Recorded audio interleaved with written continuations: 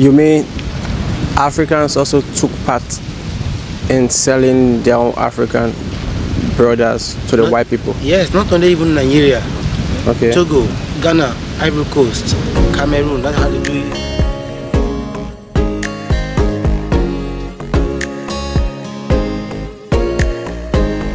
Nigeria is the giant of Africa, but did that exempt them from being victims of the Atlantic slavery in Africa? No. And there is even more to slavery when it comes to Nigeria, which is why I came all the way to Nigeria to find out how it started till date. Speaking of finding out how it started, today I'm going to visit a town called Badagry, and Badagry is where the port of no return is, and the port of no return literally is where slaves are being taken and be ready to be shipped to their final various destinations, never to be returned.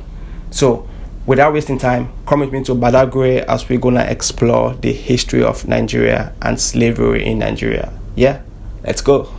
I got to Badagry and I realized the point of no return is on the other side of the island, so I had to take a boat to get there. But before I take you to the point of no return, let me first take you to the Museum of Badagry because there is so much history there I think you should also know. Let's go. This museum was established in 2002 by the Lagos State government, and since I don't know too much about the museum, let me introduce you to someone that knows better. You're welcome. My name is Cornerstone, and I'll be your tour guide. What's the name? Kenneth. What? Kenneth. Kenneth. From where? Sierra Leone. Sierra Leone. Wow. Yeah. Freetown. Freetown, yeah. You know Sierra Leone, yeah. Wow. Okay, cool. The first slave trade began in the 7th century by the Arabs. We call it Trans-Saharan slave trade. That was in Tanzania also.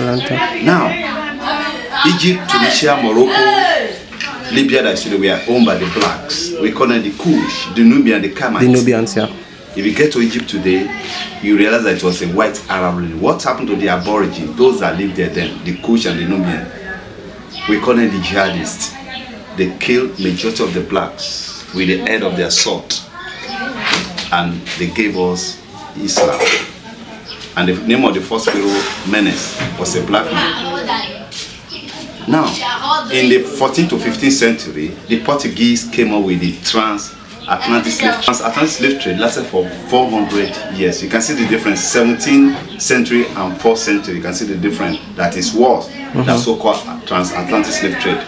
Now, later, the English also joined the trade. And the name of the first slave ship, the Bene Jesus of Lube, or Good Ship Jesus, owned by King Henry VIII of England. But later, Queen Elizabeth I rented it to one Jos Hawkins, and they started taking away African away as a slave.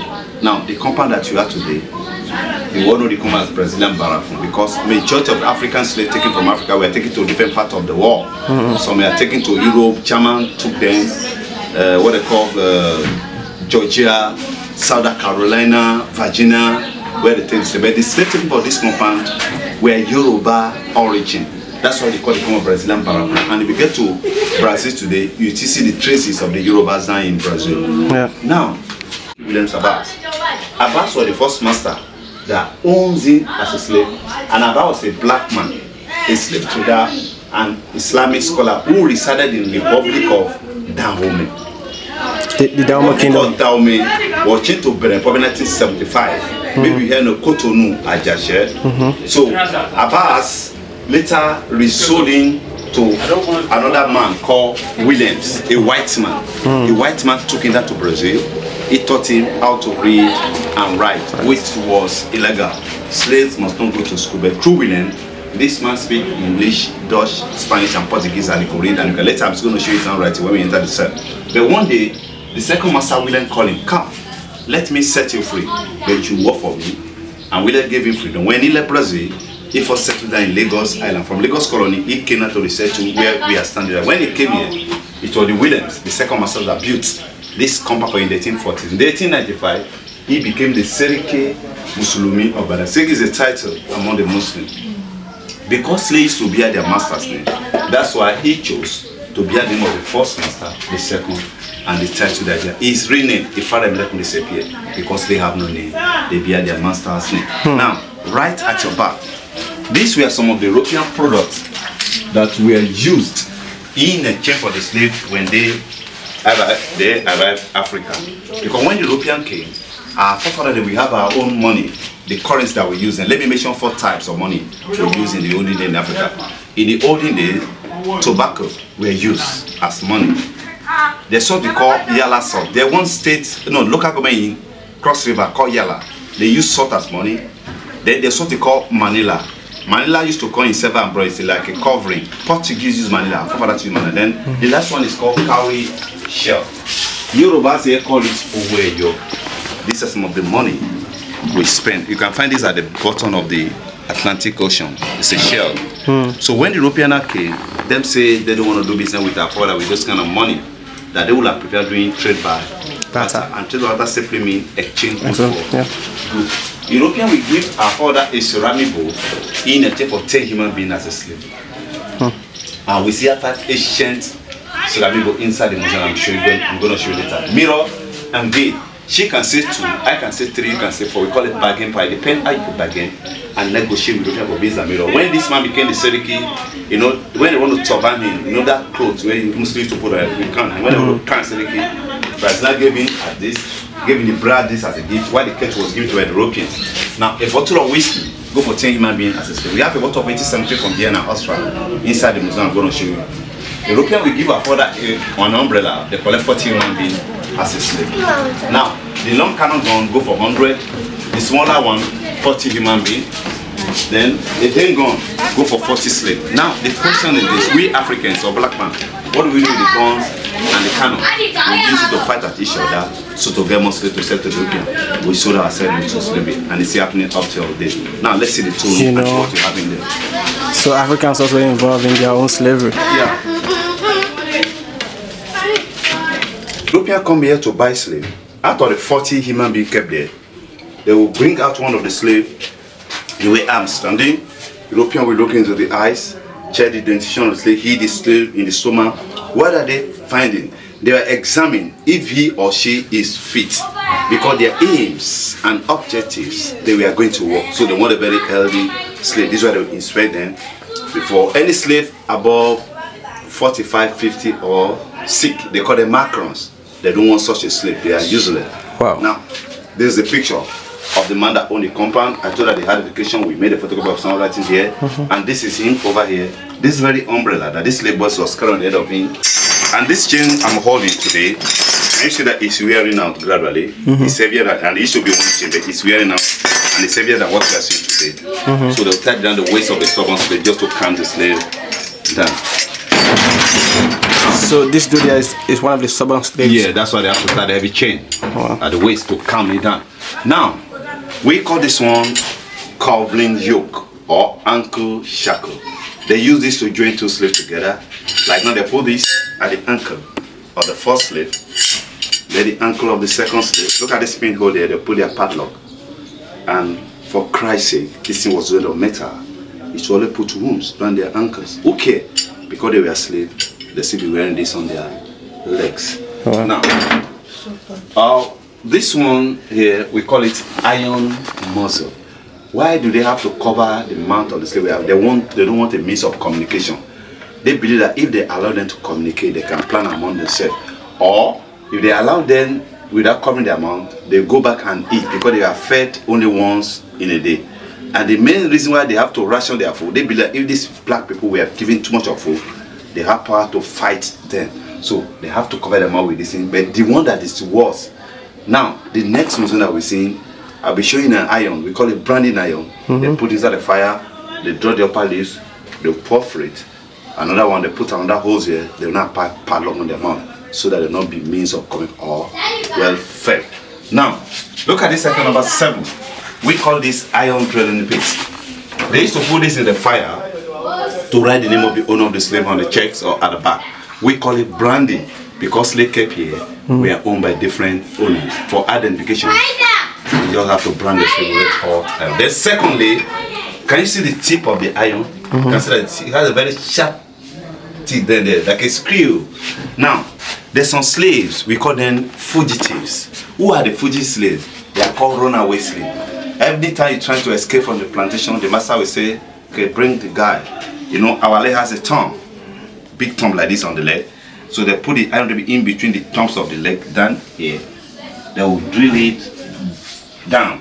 One is down, they'll force the leg open, or they use a machete, they chop out one of the toes of the slaves, runaway slave. There's a movie titled The Root by Haile Sadi.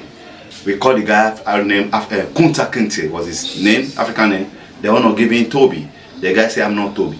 My name is Kunta Kinte. I am from Africa. It was the 7th generation of Haile Sadi traced their route for United States of America to Senegambia, where the guy was captured as a slave. We call it Gambia today in Africa. And they made a family and they made a bro movie titled The Root. It's a true life story. And that's the main reason why when people come here, especially the blacks, Africans, I used to them, please, let's give our children our native name. There's nothing wrong with our name. Our name have a direction, historical direction. Somebody can locate you. Somebody can tell you that you are from some part of the world. You know, when I mention my name, Kofi, even though you won't know that Kofi we are born on Friday, correct, you know, that's to tell how powerful our name is. So I'm not saying anything wrong with the English or Christian or Islamic name we give our children. We have our own way of life. Now, look at this chain here. Can you see this chain in here? Then look at the one at your back there. They use it to lynch the slave. Later when we enter the second cell, I'll tell how they do the lynching, how they use those 2 chains to kill. So you are welcome to the dark room. Look at that small rectangular shape of window there.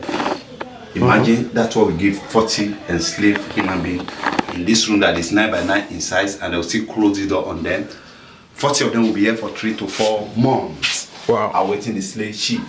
This is where they defecate, pee, poo, do a lot of things. Imagine the odor, the heat. Imagine how many slaves will have died here. That's why when people come here, tell them you are not here to catch food, but just to feel the pain. Exactly. People in the past have felt. Imagine, guys, what humans did to their fellow human beings. I mean, come on. I can't even share that room with someone, let alone 40 people living in that same room. They be there, they slept on their faces, and there is no ventilation in that room. And after that, they hang chains on them, heavy chains on them, and they walk miles to the point of no return before they are being shipped to the various destinations. I mean,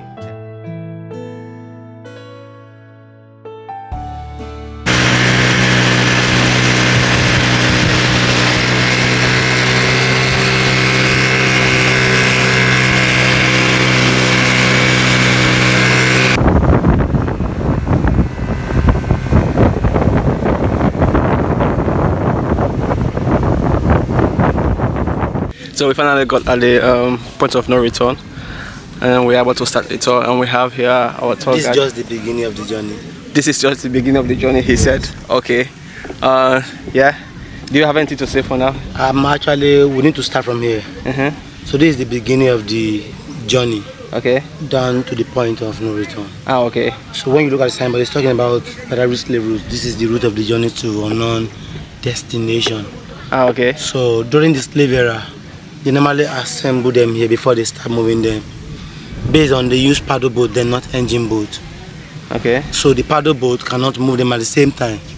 They need to do it batch by batch. Okay. So once the boat move them down to this island, they need to march them from the riverside down to this spot. Okay. While the small boat will go for that set of people over there. So they will be assemble them here till when the boat pack them finish. After packing them finish, they need to rearrange the chain back to them. You know, they were slaves, they cannot walk free.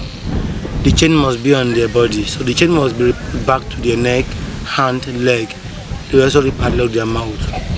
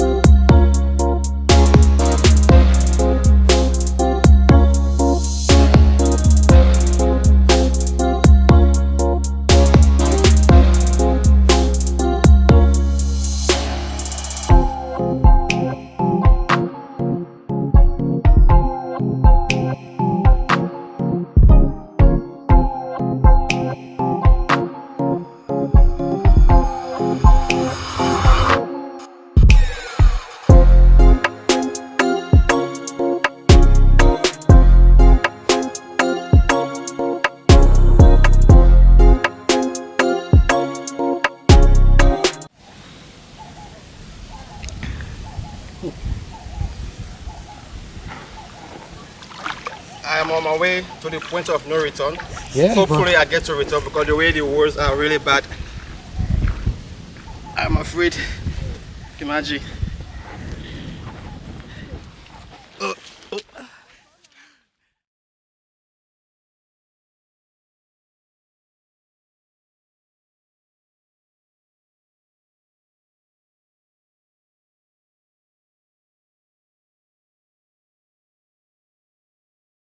You want to tell us more about this well? Yeah. Yes.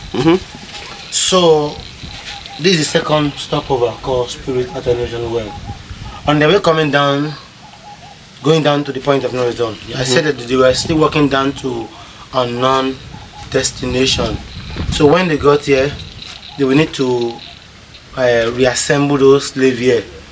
So those who are the padlock their mouth, they will need to open the padlock from their mouth. And when they said they want to give them water to drink, they will be happy that, oh, this merchant have human feeling. We want to help them. Wow. But the well is not helping them. It's a spiritual well. So when they start drinking this water, they start losing their memory. They can't be able to flash by where they're coming from or where they're going to. Wow. So they look like deaf and dumb. Wow. After that, they will now padlock their mouth back while the journey continue down to a non-destination till when they go to the last point over there called the point of no return.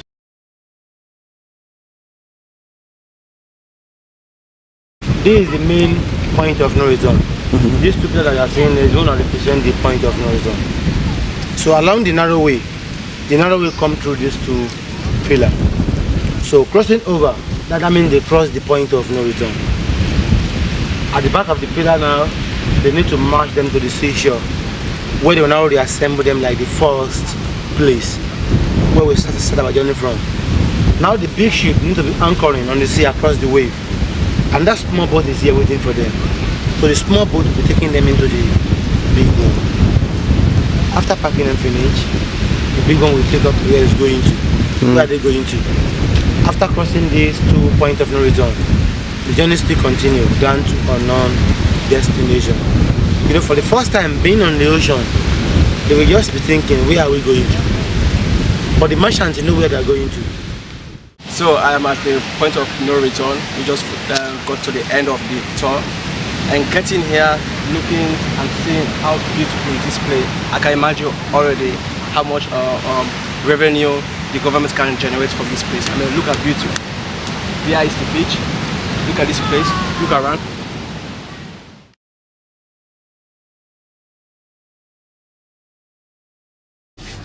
To conclude this video, I want to challenge every African, especially youth in Africa. If you know you are someone that is not familiar with your history, your culture, I want to challenge you to challenge yourself, and at the same time challenge the system in your country to create or implement some kind of educational system that will create awareness about your history and also culture. Because I believe if you don't know your history and culture, you are being robbed of your identity, and it's only when you know your identity you will know how far you have come as a person or as an African, and how far you need to go, and how you can play a role in terms of making a difference in your community and also make a difference in Africa. So once again, I really challenge you to take a step in terms of knowing and preserving your history.